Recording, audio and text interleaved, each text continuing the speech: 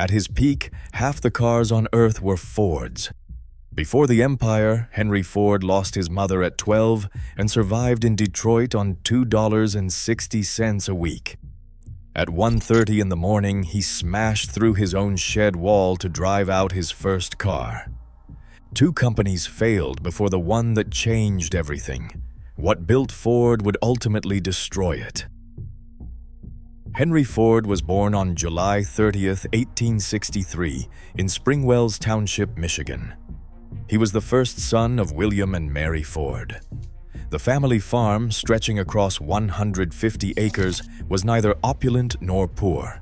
Tax rolls and census records show a steady, respectable life, with enough comfort to stand above their neighbors, but not enough to free anyone from chores. It was Mary who shaped Henry's earliest years, guiding him through the routines of rural life and the quiet order of the Protestant Church. But at age 12, Henry lost his mother to a sudden cerebral hemorrhage. The official record lists apoplexy. The family was left with a void. In his own words, his mother's death left a void that made the workshop and the watch all the more attractive. That same year, a small pocket watch, gifted by his father, became his obsession. Henry dismantled it, studied the gears, and put it back together again and again until neighbors brought him their own broken timepieces. The farm's rhythm faded into the background as he spent hours with the intricate machinery, each tick and tock a step away from grief and towards something unknown. In the shadow of Mary Ford's absence, a restless energy took hold. The fieldwork felt hollow, but the world inside a watch promised endless discovery. That spark, ignited by loss and curiosity, would soon drive him far beyond Dearborn's fields. At 16, Henry Ford left the fields of Dearborn behind and set out for Detroit. The city directories from 1880 list him as an apprentice machinist, but the reality behind that title was far less romantic. Each day began with a 9-mile walk, boots caked in mud, his pockets nearly empty. The Michigan Car Company's payroll ledgers show a wage of $2.60 per week, barely enough for a rented room and a few meals. Ford's first job lasted just 6 days before he was let go for tardiness, and the company's records bluntly note that he was dismissed for tardiness after 6 days.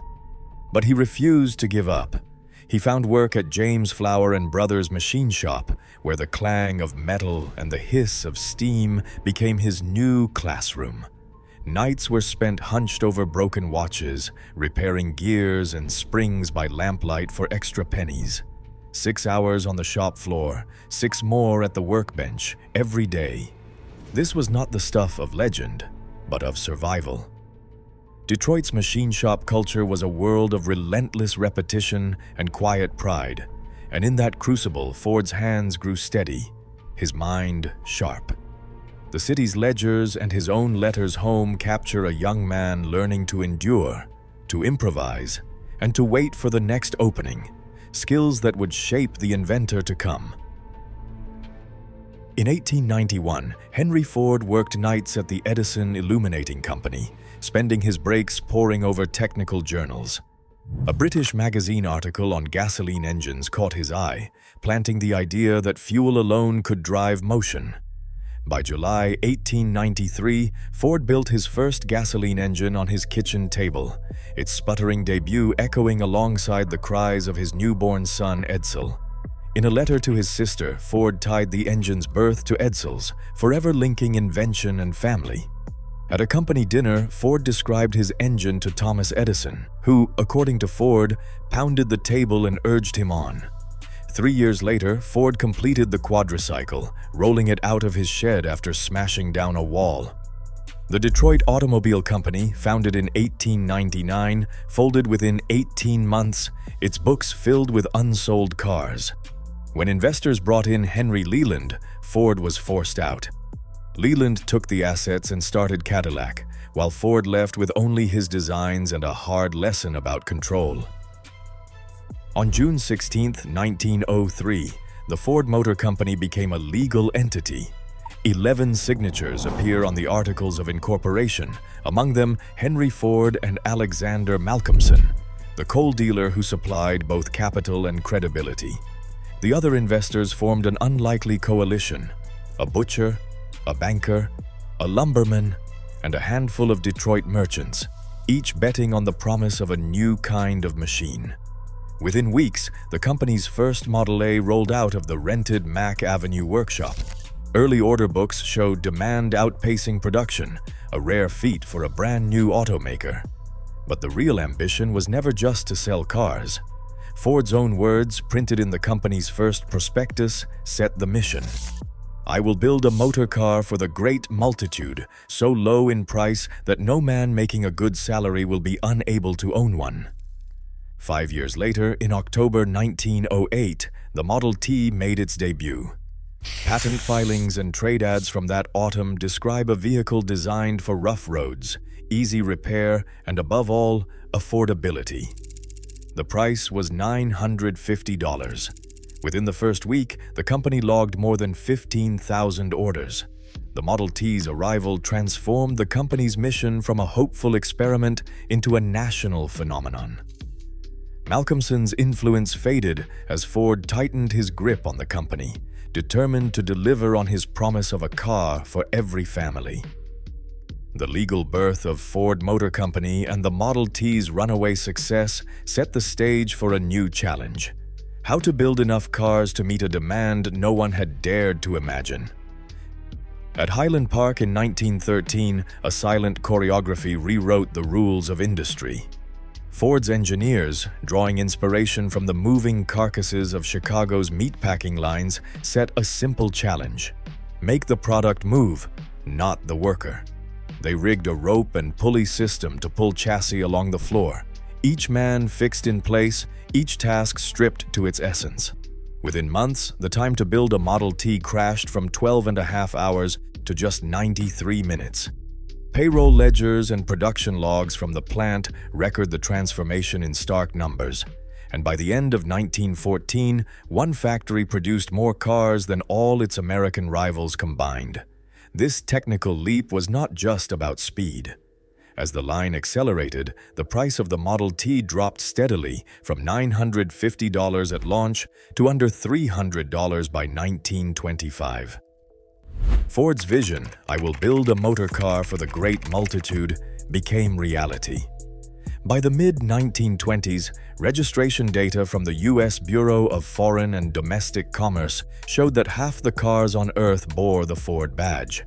Behind the scenes, it was the quiet ingenuity of production engineers, men whose names rarely left the factory floor, that powered this revolution.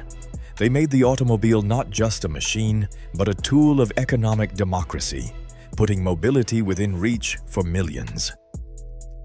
On January 5, 1914, Ford Motor Company stunned the country by announcing a minimum wage of $5 per day, more than double Detroit's average of $2.34. Newspaper headlines called it a revolution. Crowds of job seekers jammed the gates at Highland Park, hoping for a chance at prosperity. But the company's payroll ledgers and internal memos tell a more complicated story. The new wage was not simply handed out. To qualify, workers had to submit to the scrutiny of Ford's sociological department, a team of inspectors who visited homes, quizzed families, and recorded details on everything from cleanliness to drinking habits. Case files from 1914 show inspectors rating workers on thrift, sobriety, and even marital stability. The $5 day was a bold gesture, but it also became a tool for control. Ford's managers believed that a stable, disciplined workforce would reduce costly turnover and make better, more loyal employees, and by extension, more reliable consumers. The generosity was real, but so was the oversight. Behind every pay envelope was a ledger, and behind every ledger, a file marked with a worker's private life. The $5 day offered a new deal, but on terms set by the company. In 1919, Henry Ford bought out all outside investors, gaining absolute control over the company that bore his name. At River Rouge, he built an industrial empire on a scale the world had never seen.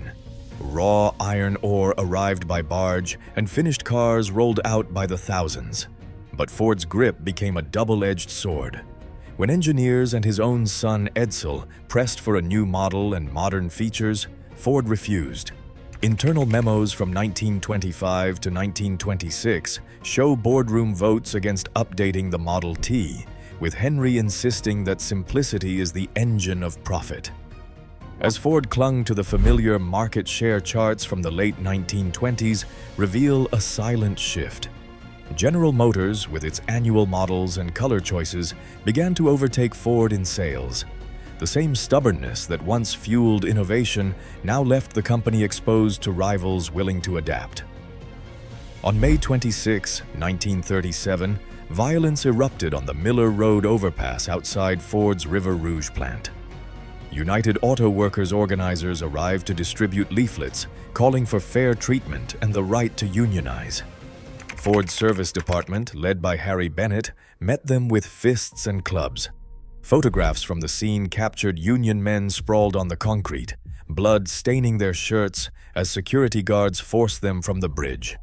National Labor Relations Board transcripts later recorded the chaos in stark detail. 4 workers were hospitalized, and dozens more were battered.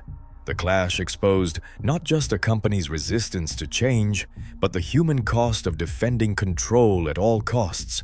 In the aftermath, the faces of beaten organizers became a symbol of the price paid for standing up to Ford's iron will. Edsel Ford's death on May 26, 1943, left the company without its guiding hand, and Henry without his only son. The loss struck deep. Letters from the period describe a father diminished, his world suddenly quieter. In the years that followed, Henry Ford's health faded. On April 7, 1947, at Fair Lane, he died at age 83. The founder was gone. His era ended not with triumph, but with silence and absence, and the company's future was uncertain. Today, over 1 billion vehicles circle the globe, each tracing a line back to one restless mind and a single promise: I will build a motor car for the great multitude. Ford's ambition changed the world, but his blind spots echo still. Innovation lifts us, and rigidity holds us down.